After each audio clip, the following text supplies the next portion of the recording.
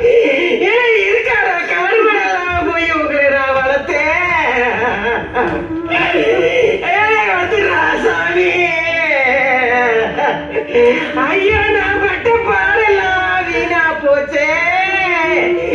என் மக்கள் ஆளுக்கு ஒரு பக்கமா போயிட்டாங்களே.